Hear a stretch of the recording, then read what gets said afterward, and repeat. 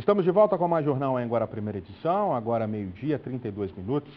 A morte de uma paciente na UPA de Taquaralto, que estava esperando uma vaga no Hospital Geral de Palmas, traz de volta uma discussão que envolve esse impasse envolvendo o Estado, responsável pelo Hospital Geral de Palmas, e pelo município, que é responsável pela UPA e toda a situação de regulação do hospital.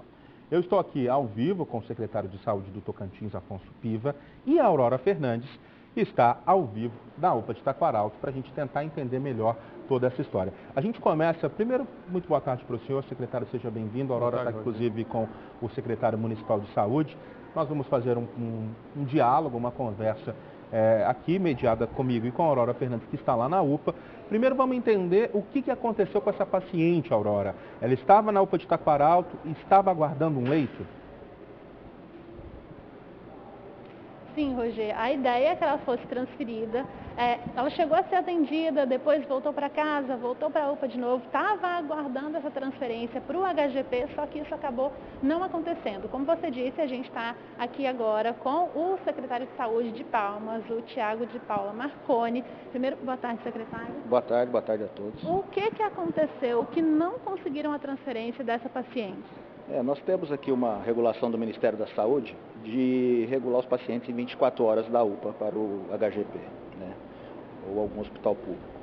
E nesse caso, era um caso de urgência, a gente recebeu ela às 7 horas da noite e às 10 horas da noite a gente pediu uma remoção, uma regulação para o Estado. E infelizmente não saiu e viemos até esse óbito. Houve uma mobilização, já que imagino que os responsáveis aqui viram que ela estava em estado grave, houve uma mobilização maior para que se apressasse essa transferência? Sim, nós fizemos a regulação às 10 horas da noite, depois a gente viu que o caso dela, a gente medicamos aqui com os medicamentos que nós dispomos, que não são medicamentos que podem ser disponibilizados em hospitais, tem uma diferença nesses medicamentos, e regulamos novamente 1h da manhã, e depois 5 ou 6 horas da manhã regulamos novamente para ver informando que o caso era grave. Aurora. Secretário, essa é a situação de ontem. Hoje... Deixa eu só fazer uma pergunta, enquanto você está conversando com o secretário. A UPA tinha condições de oferecer o atendimento necessário para essa paciente ou não? É realmente essencial que ela fosse transferida? Bom, nós não temos, a gente consegue fazer um paliativo, o nosso tratamento aqui é ambulatorial, né? Mas um serviço mais complexo a gente não consegue estar fazendo aqui na UPA. Nesse caso, eu acho que a gente já pode colocar o secretário Afonso Piva aqui nessa conversa para a gente conseguir que todos participem. Secretário, a gente viu então que essa paciente ela não tinha condições de ser tratada na UPA de Taquaralto. Obviamente, ela deveria ser transferida para um hospital com os equipamentos necessários e com o atendimento necessário. Nesse caso, o hospital seria o HGP? Vamos lá, tem vários pontos envolvidos nisso, Roger. Boa tarde a todos, bom dia. Primeiramente, eu queria meus sentimentos para a família do óbito da paciente. Lembrando que o secretário Tiago falou que a UPA não tem estrutura. Primeiramente, ela era uma UPA de porte 8, então ela teria que ter uma sala de estabilização e deveria atender esse paciente até liberar a vaga no HGP. É o porte da UPA, eles recebem recursos para isso. Referente à regulação, nós observamos muita gente critica a regulação, mas através da regulação, Roger, nós conseguimos observar os números de pacientes que não deveriam ir para o HGP. Um exemplo também tem números de pacientes que vão para a UPA sem necessidade, de unidades básicas de saúde, que não deveriam estar na UPA. Um exemplo, pacientes ortopédicos, a gente já vem discutindo isso com a Justiça, com o secretário Tiago, pacientes que muitas das vezes não deveriam ir, você fez uma matéria de ortopedia, não deveria ir para o HGP, poderia só fazer uma tala, que poderia resolver na UPA, que o porte da UPA permite ter ortopedistas. Ontem, eu tive 18 pacientes que foram ao HGP. Desses 18 pacientes, 9 não precisava de cirurgia, só precisava de uma tala, foi liberado. Quando vem um paciente sem necessidade para o porte do HGP, eu tiro a oportunidade de pacientes igual essa senhora, que talvez por essa falta de leitos, deveria estar no HGP. Então, a HGP não atende só média e alta complexidade. A regulação está mostrando isso. Hoje, um exemplo, às 10 também tem a dificuldade de locomoção, aí o Tiago pode explicar. Hoje nós liberamos os pacientes às 10h40 de ortopedia. Já tem 2 horas e os pacientes de ortopedia não chegaram no HGP.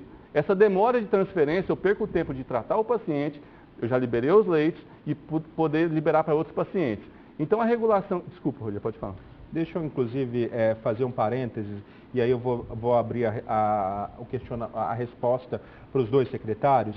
Quem é que resolve, então, esse impasse? Porque o senhor está me dizendo que pacientes chegam até o HGP sem necessidade. Acredito que isso deve acontecer também nas UPAs com os pacientes das unidades de saúde. Mas a gente está lidando aqui com 2 esferas, esfera municipal e esfera estadual. Mas, obviamente, a gente vive numa sociedade onde é necessário um diálogo. Não aconteceu um diálogo ainda suficiente para resolver essa questão de onde deve ser atendido, quem precisa ser atendido aqui e ali? Os dois podem ser manifestados. Nesse caso da paciente, nesse caso eu tinha a sala vermelha, né? Eu tinha 8, minha quantidade de sala vermelha hoje são para 6 pacientes. Tinha 8 pacientes naquele momento, então a paciente deveria vir para a sala vermelha. Automaticamente, com o porte da UPA, deveria estar estabilizada lá. Ponto. No que eu falei do contexto geral, se eu venho um paciente sem a necessidade de tratamento no HGP, tira a oportunidade de entrar outros. Mas então eu não devolvo esse paciente para casa? Eu não devolvo, porque o HGP, o pessoal pensa que o HGP é a porta aberta. Se um paciente hoje entrar lá na porta do HGP, ele vai ser atendido. A gente não vai colocar ele para fora. E a UPA muitas vezes manda os pacientes, por exemplo, 50% praticamente dos meus pacientes que chegam da UPA, vão embora praticamente em 24 horas. A grande maioria poderia ser tratada na UPA e dado saída. Nós temos essa discussão há bastante tempo, do mesmo jeito que o Tiago fala, só que a UBS é com ele mesmo, UBS e UPA, isso aí do mesmo jeito. Lembrando, o HGP não atende só Palmas, nós somos referência para todo o Tocantins, porque tem cirurgias que não faz nem Araguaína, vem para o HGP. Então assim, eu tenho leitos, eu tenho que atender as demais regiões, e aí eu preciso da ajuda dos municípios. Secretário Tiago. Bom, nós estamos trabalhando, o Estado ele vem apresentando alguns números, a gente tem uma ação judicial em andamento, né? Pela resolução do Ministério da Saúde, em 24 horas esses pacientes teriam que ser regulados para o hospital, porém a gente vem trabalhando, temos uma ordem aqui da prefeita Cíntia, para que a gente faça um credenciamento de ortopedia, né? A gente vem discutindo isso também judicialmente, porque são a maioria dos nossos casos, tá? 70% que recebemos aqui é de ortopedia, creio que no HGP também. Então, casos menores, a gente vai conseguir resolver diretamente. A gente vai fazer essa regulação direto do município para os hospitais credenciados. A gente está abrindo vagas para 10 hospitais e clínicas ortopédicas, tá? E a prefeita deve assinar nos próximos dias esse credenciamento. Secretário, tem previsão, secretário, de um prazo de quando que deve acontecer isso?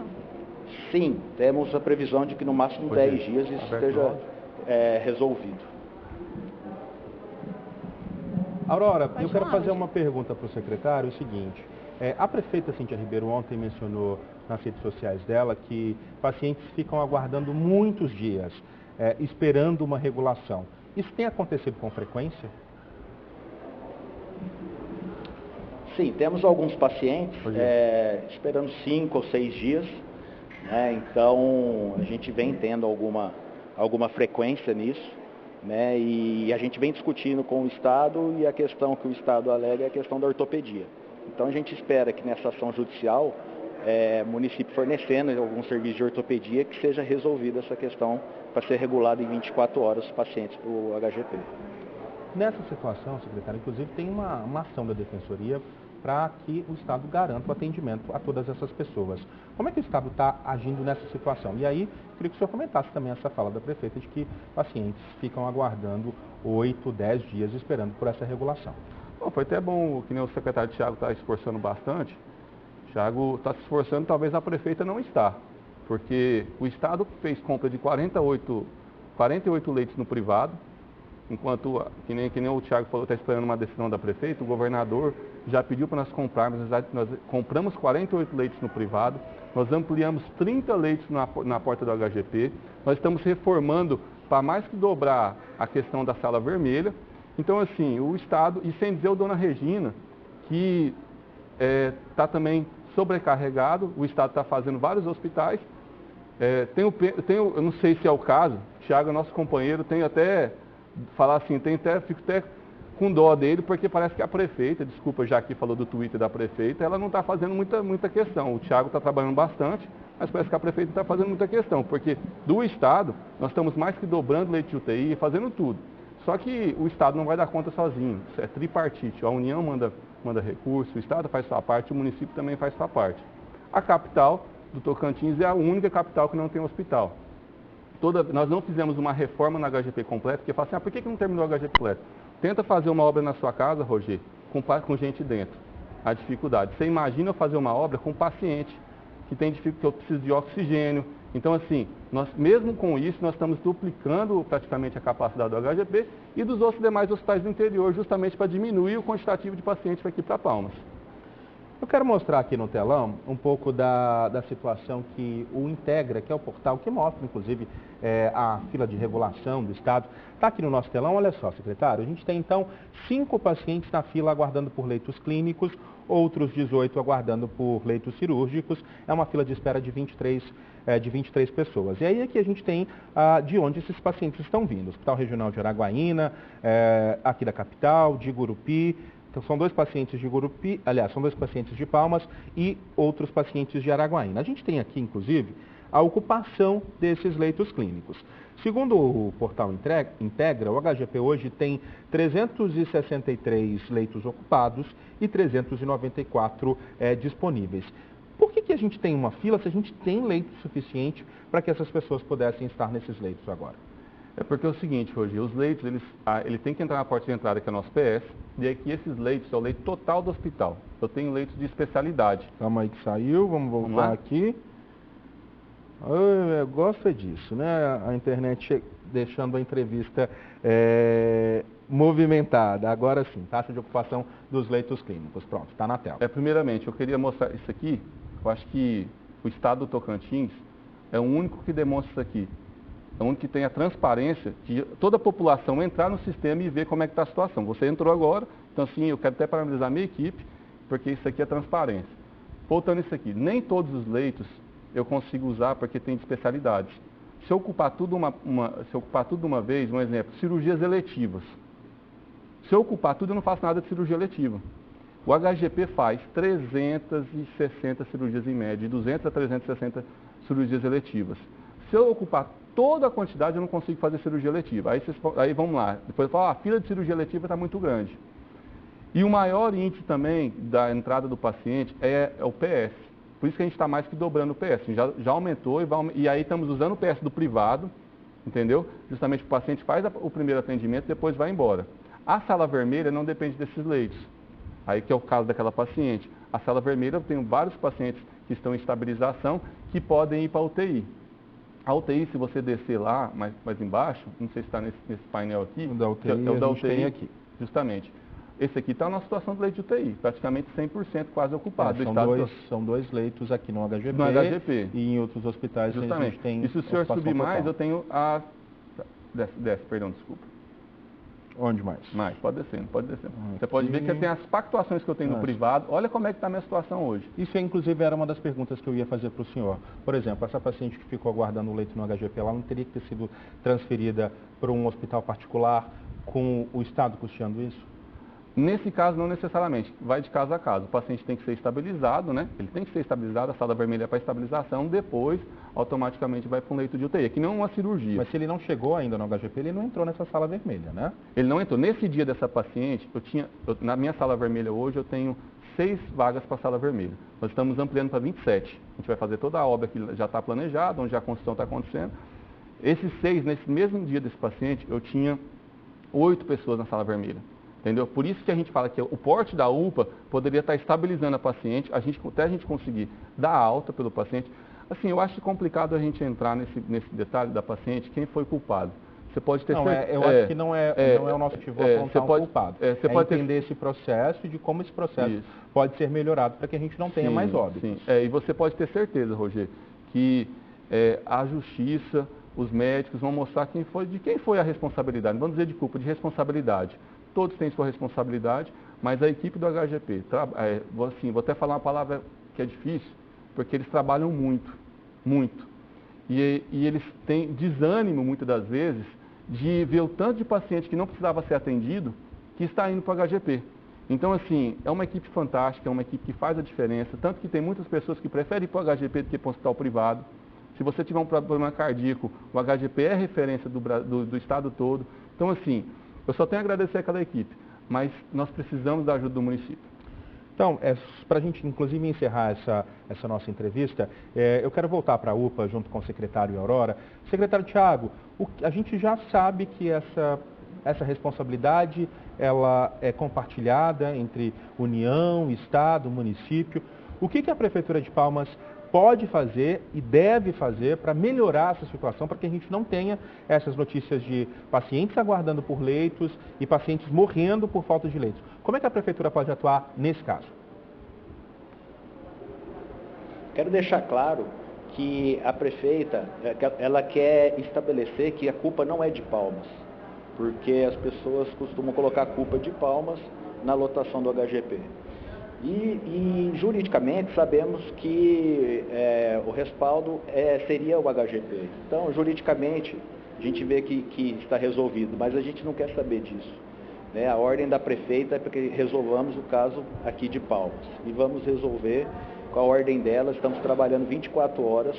De imediato, são os credenciamentos de ortopedia, tá? E contamos com o apoio aí do HGP, que após a gente faça esse atendimento em ortopedia, que a gente consiga fazer essa regulação em 24 horas. Secretária Aurora, muito obrigado pela participação, obrigado pelos esclarecimentos. Afonso, muito obrigado também pela participação.